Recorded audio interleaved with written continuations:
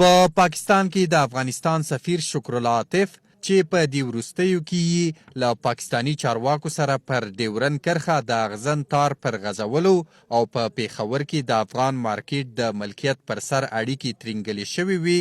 د سفارت له دندې استعفا کړې ده. یوې سرچینې له نوم ښودنې پرته کابل نیوز ته وویل چې عاطف مشل خپله استعفا پاڼه ولسمشر غني ته سپارلې او ولسمشر هم د نوموړي استعفا منظور کړې ده.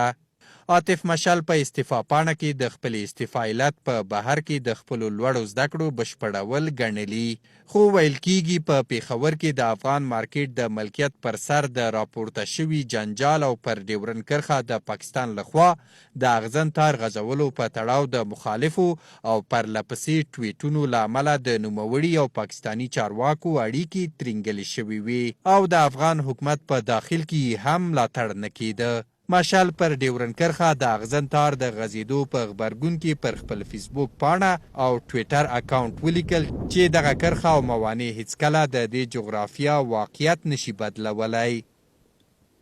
د ډیورند په کرښه د اغزن تار له لګولو سره موږ په اساس کې مخالف یو او دا مطلق یو طرفه عمل دی. داسې تارونه او موانع کله هم د دې جغرافیې حقیقت نشي بدلولی.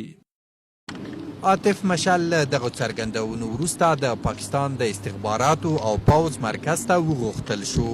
او د افغانستان د بهرنیو چارو وزارت په یوې اعلامیه کې وویل چې له نوموړي سره بد او د ډیپلوماټیکو اصولو خلاف چلند شوی.